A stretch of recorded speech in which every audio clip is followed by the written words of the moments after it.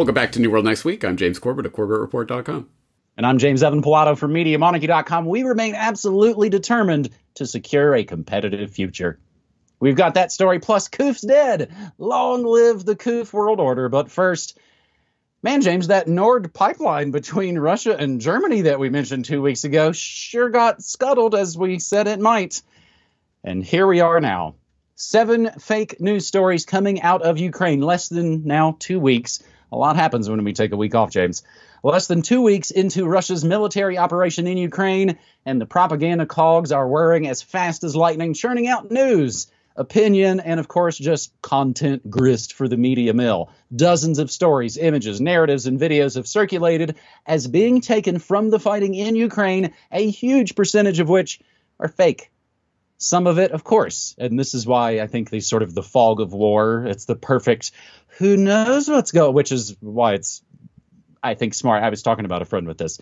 Maybe it's smart for folks like us to maybe not wade headlong into this when we know very next to nothing about what's actually going on. But, of course, some of it could be misunderstandings, mistaken identity, misattribution, but many are most likely deliberate deceptions designed to provoke a response. The real action is in the reaction, as they say. I'll briefly do the hit list, and James, you can kind of hone in on your favorite lowlights. Number 1, the ghost of Kiev. It was reported that a single Ukrainian plane was patrolling the skies above Kiev. The English press called the unnamed pilot the ghost of Kiev and claimed he had downed 6 Russian jets in air-to-air combat less than 2 days. No evidence any of this happened at all. Newsweek themselves, quote, "There is zero evidence the ghost of Kiev exists." Number 2, pretty similar. Russian planes flying over Kiev. A lot of people sharing a short video of Russian planes allegedly flying low over the city of Kiev. The Times used it as a still in their story. Will sanctions stop a Russian shell? The problem is it's not Kiev, it's Moscow. It's 2 years ago, and it's footage what is likely probably rehearsal for their 2020 victory parade flyovers. Number 3, Zelensky visiting the troops. Possibly no politician in history has had a PR makeover quite as fast as Vladimir Zelensky. James, did he play Hava Nagila with his genitals on a show? Okay, just double checking. Last week, just some guy. This week, he is a war hero. Twitter filled with people sharing photos of him in combat fatigues, but the problem is that photo is almost a year old when he actually did visit the troops last April 2021. Number 4, Luhansk power station explosion. Early on, this video went viral. Major news networks used it, all claiming it shows a power station in Luhansk exploding after being hit with Russian missiles. It does not. It's a chemical plant exploding in China in 2015. Number 5, video games again. More footage claiming to show Ukrainian ground forces downing Russian aircraft, even appearing on Spanish news. It's from a video game called Arma 3. That's a pretty good one. Number 6, Russian warship, go F yourself. Allegedly leaked audio has Ukrainian border guards communicating with a Russian warship being told to surrender. And the guards say, Russian warship, go F yourself. Western press reported, of course, all 13 immediately murdered. However, Russia reports they weren't murdered. They were taken alive. They were unharmed and sent back to the mainland, a story both the Ukrainian government and the press have had to admit is probably true. Number 7 on the list, Syrian drone strikes footage. Another video doing the rounds, and again shared by official Ukrainian accounts. Drone footage supposedly showing the destruction of a column of Russian vehicles. It's footage of a Turkish drone strike in Syria from 2020. Sidebar, I learned this from our buddy, Last American Vagabond. Israel's using this, of course, as cover to bomb Syria while nobody's looking, of course, since Trump isn't around at the moment to bomb Syria for them. Meanwhile, other accounts sharing footage of combat from Libya or Israeli bombardments of Gaza under the hashtag #StandWithUkraine. And it is a horrible, sick kind of irony that so many of the clips prompting outrage in Western liberals actually come from wars their government started. Oh, wait, that's Obama's Libyan slave markets you're sharing pictures of, not Ukraine. James, I like the picture of the flaming chaos and violence that says this is Russia bombing Ukraine. Just kidding. It's a peaceful protest in a Democrat city. James. Yes, what? Fake news stories coming out of ongoing military situation? Why, I never. Yeah, I mean, obviously, it's a Tuesday. That's just what happens when...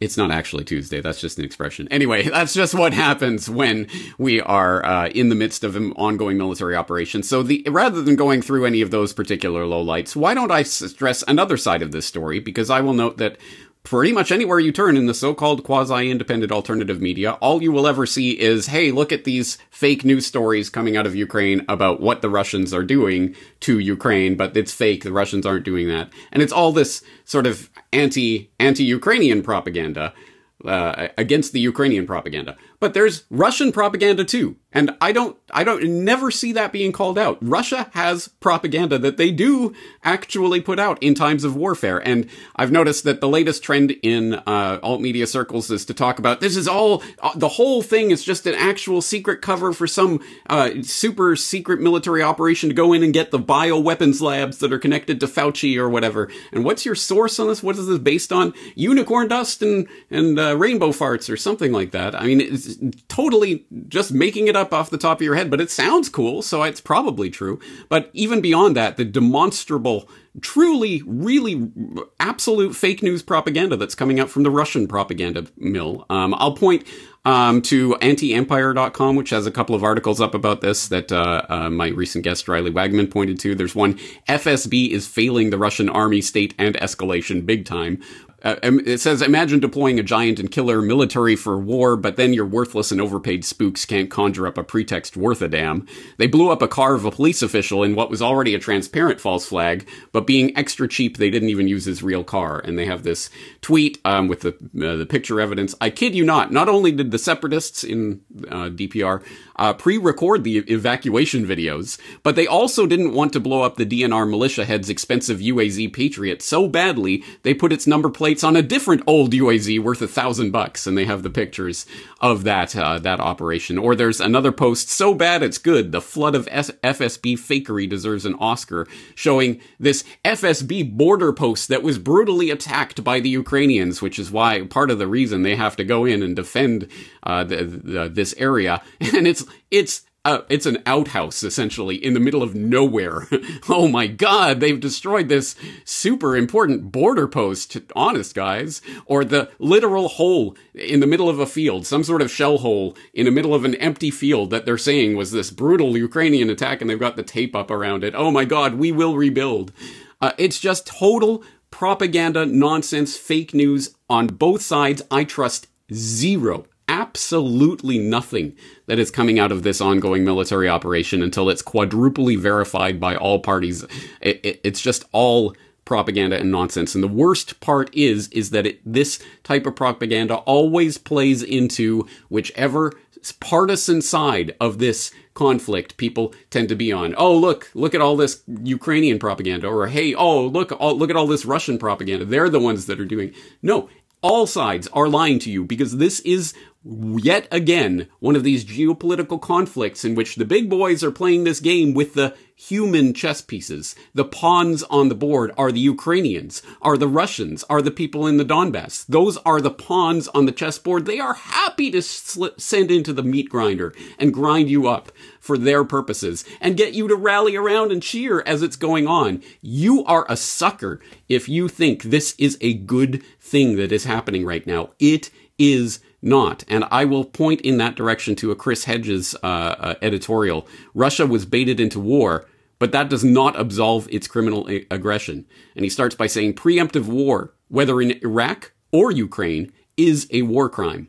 It does not matter if the war is launched on the basis of lies and fabrications, as was the case in Iraq, or because of the breaking of a series of agreements with Russia, including the promise by Washington not to extend NATO beyond the borders of unified Germany, not to deploy thousands of NATO troops in Eastern Europe, not to meddle in the internal affairs of nations on Russia's border, and the refusal to implement the Minsk II peace agreement. The invasion of Ukraine would, I expect, never have happened if these promises had been kept. Russia has every right to feel threatened, betrayed, and angry, but to understand is not to condone. The invasion of Ukraine under post-Nuremberg laws is a criminal war of aggression. I know the instrument of war. War is not politics by other means. It is demonic. And then he goes on for several paragraphs talking about his own experience in active war zones, seeing the death, the actual dead bodies, the destruction being held by various forces in Nicaragua and Iraq and Saudi secret police and other war zones that he's been in, and the horrible things he has seen. And he goes on to say, the primary lesson in war is that we, as distinct individuals, do not matter.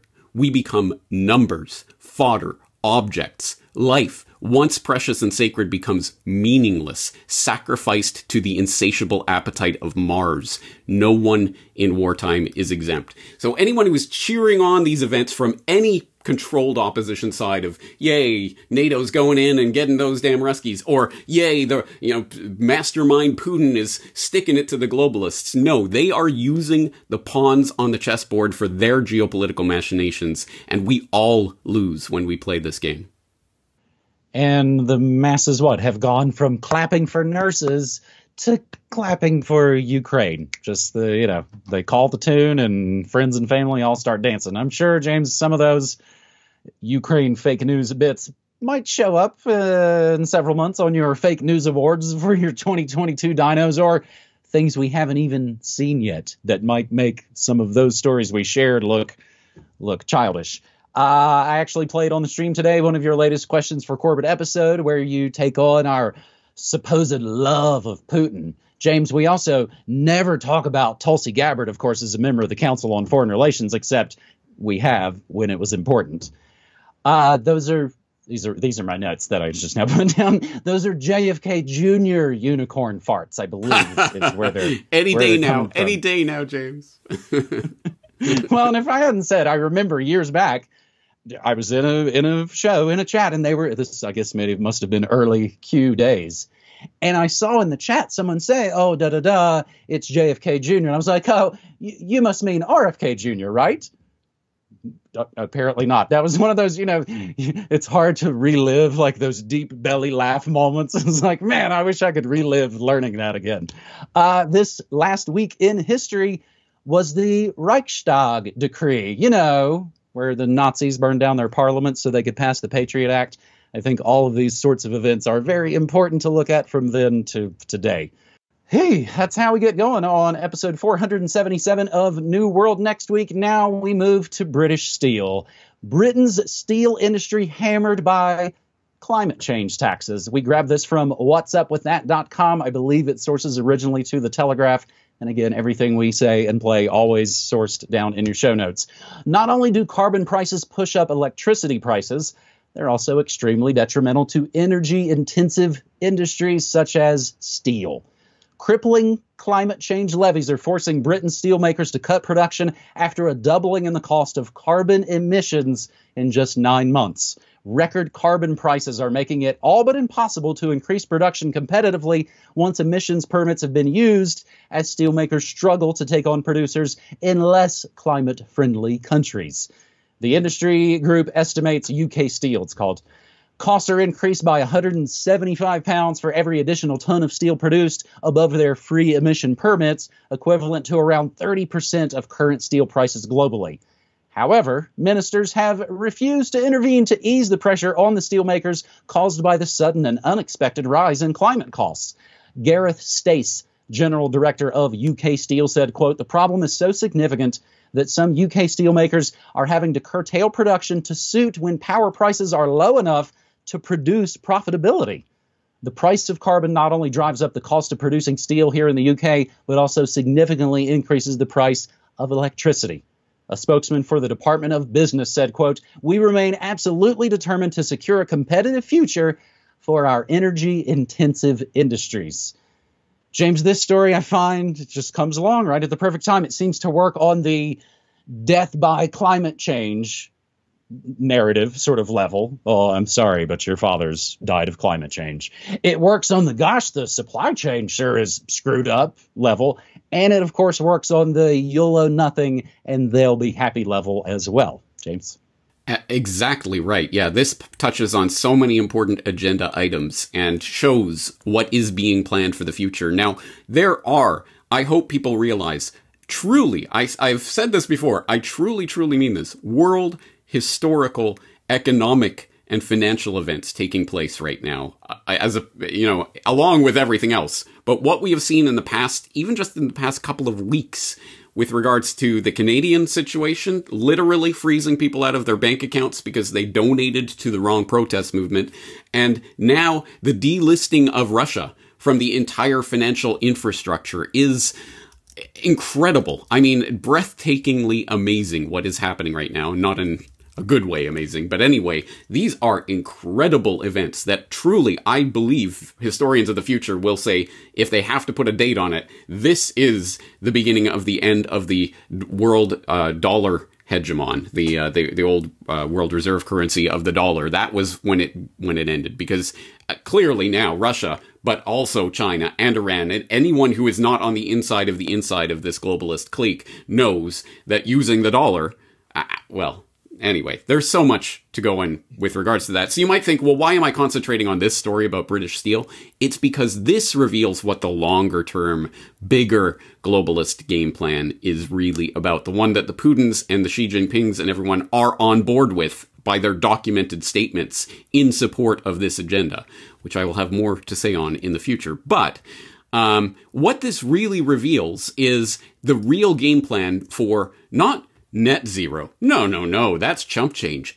Absolute zero, which was the name of a document that I went through last year that was released by the UK Fires Group. And I will point people to my editorial on that. But in that document, they point to the vision of the future of not a net zero economy, but by 2050, an absolute zero economy. No greenhouse emissions from any industry. And they paint the picture of what that will look like. And so they say, for example, all airports in the UK except Heathrow, Glasgow, and Belfast will close in the next decade, and all air traffic will cease by the year 2050.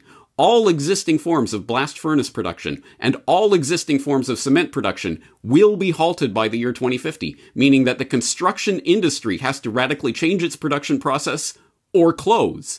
All naval shipping will cease by the year 2050, with the possibility of some shipping remaining sometime beyond 2050, when freight ships have been equipped with onboard nuclear power.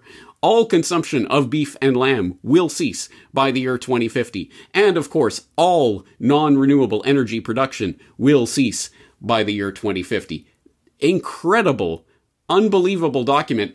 But the thing to keep in mind about this is they're saying this is a good thing. They want this to happen. The end of industry, civilization as we know it. They are actively planning and working toward that right now in the name of saving the earth. This is the neo-feudal society that they want. I am not joking when they say they want you scrabbling to eke out an existence from the dirt.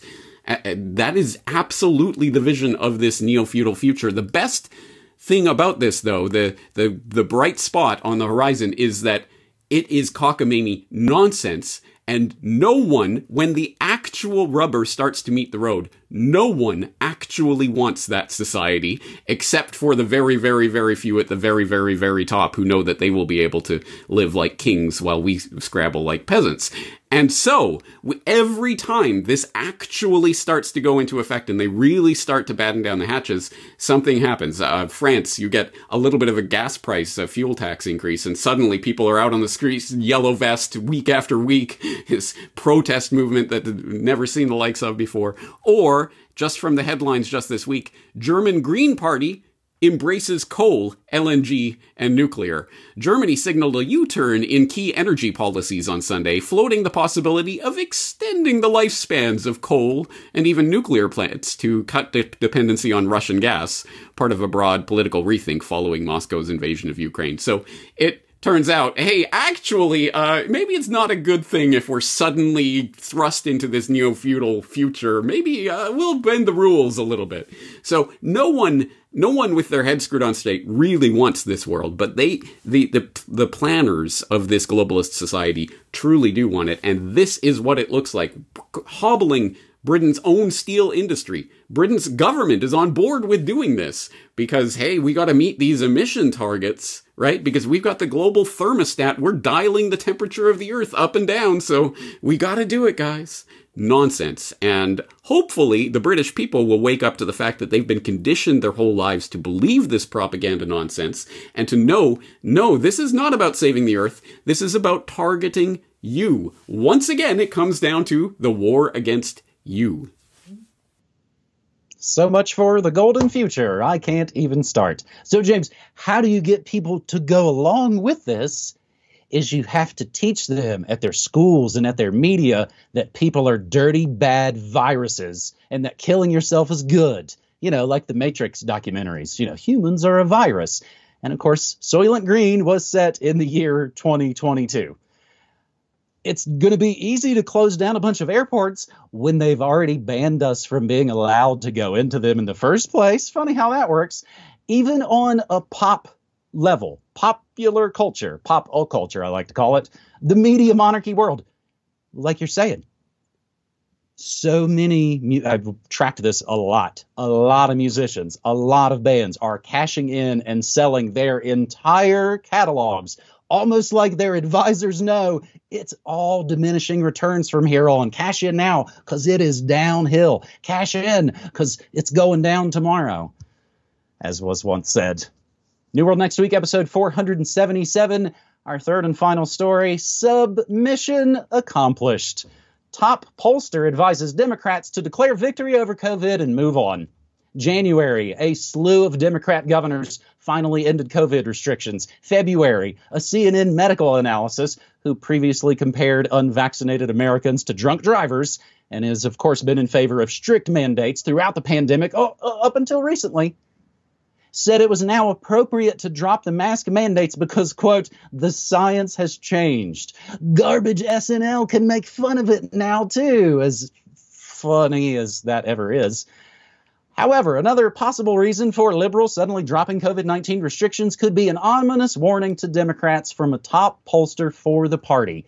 Impact Research is a polling firm that caters to the Democrats and progressive organizations: Biden, Obama, Hillary, Gretchen Whitmer, Rahm Emanuel, Planned Parenthood, Gates Foundation, George Soros, Open Society, the usual suspects.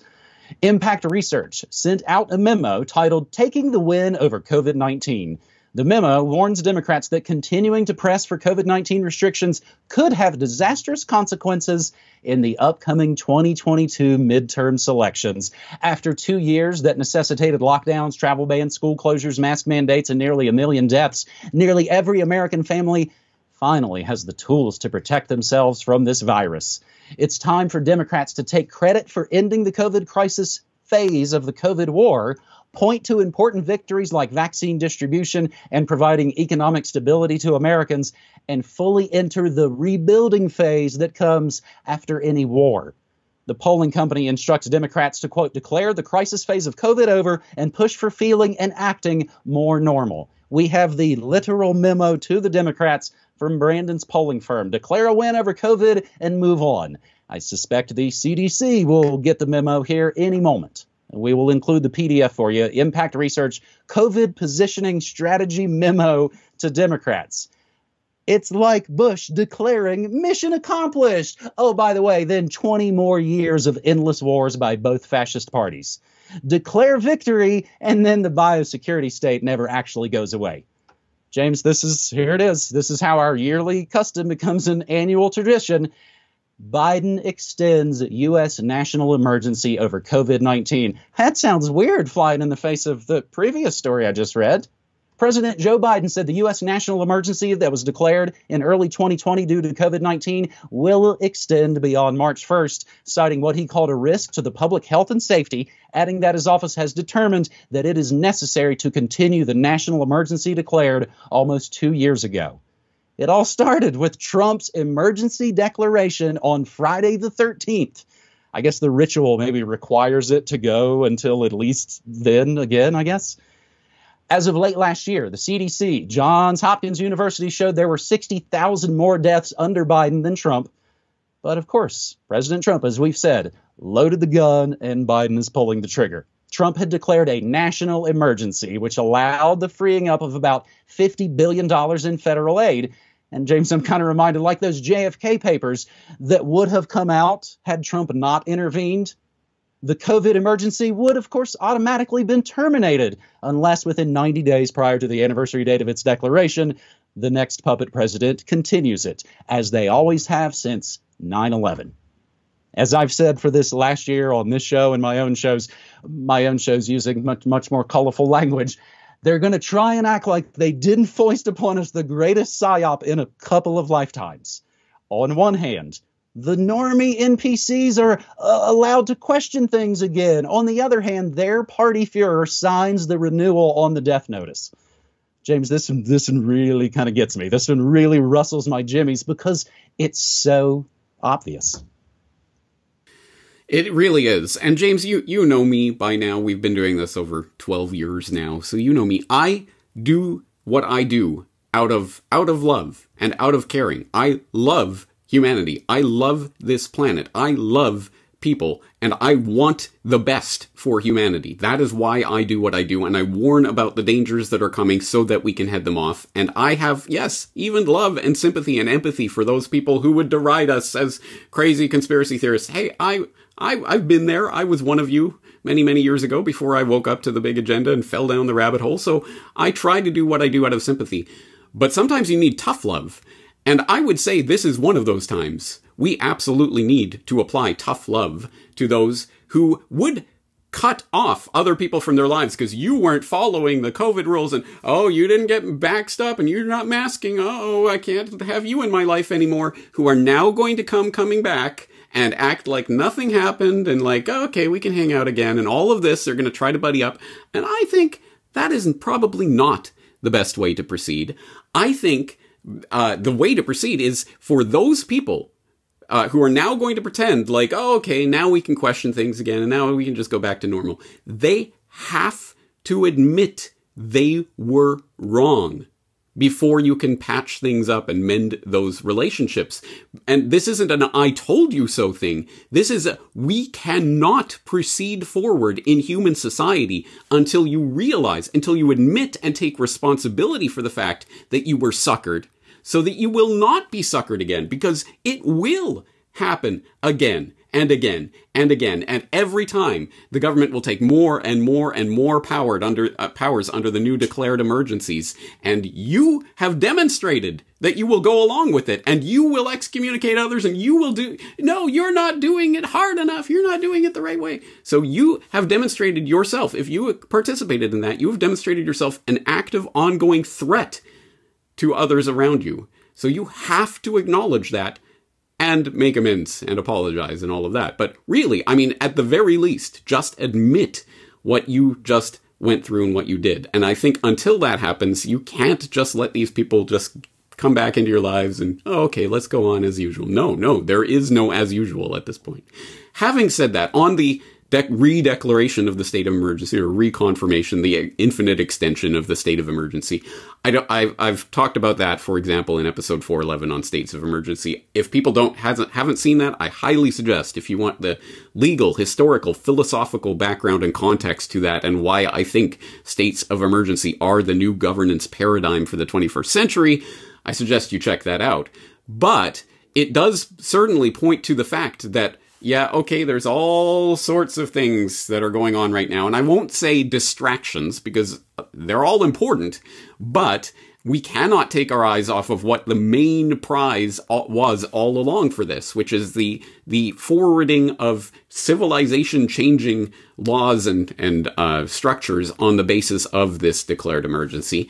And I'll give a hat tip and a thumbs up to the only I don't know, I don't see everything, but the only outlet that I've seen that has been actively covering this is Off Guardian. Kit Knightley has been writing about the WHO Global Pandemic Treaty that I've been warning. Hey guys, they're meeting about a global pandemic treaty that they're going to start hardwiring this stuff into law. They're talking about renegotiating the IHR, the International Health Regulations that I've been talking about for years now. They signed in 2005, that started the Public Health Emergency of International Concern. Now they're saying it doesn't have enough teeth and they're going to have have international enforcement mechanism for it. Oh, by the way, they're starting this process for standardizing global vaccine passports under smart health cards in the US, as they're called. This is all happening. And yeah, we are definitely going to take our eyes off of that and follow the next cookie crumb trail into some other part. Meanwhile, the main part of the operation of the past 2 years was to obviously introduce the mRNA and future vaccines to the public. Mission accomplished. Get the state of emergency so that they can ramrod through anything they want anytime. Mission accomplished. And start the negotiations on the global pandemic treaty so the WHO becomes this international police force, essentially, for the world that can dictate policies and institute international travel arrangements and vaccine passports and all of this. Mission accomplished. So, hey guys, let's not fall asleep on this. This is where the real action really begins of what the last 2 years has meant. And until people start admitting they were suckered and realizing what that means, anyone who went along with this have started along the path towards these horrible things that are coming in now. Until people admit and understand and go through the process of making amends for that, we can't even begin to have a conversation about how to stop and derail this agenda. You didn't even mention, of course, all the financial chicanery that has to be done because of the super sniffle variant. What has to be done to the internet? All of these things all still roll forward. And now they go, oh, you don't have to wear a mask. James, executive orders, at least here in the States, used to be a rarity. But as you said, the dawn of the 21st century, they are the norm. It is rule by executive order. From the minute the calendar turned over for Baby Bush, and of course, the 9/11 security state agenda started 20 years ago, and now we're building on top of this. That's kind of depressing. That's episode 477 of New World Next. I know, but yeah, what are you going to do? Do something about it then, people.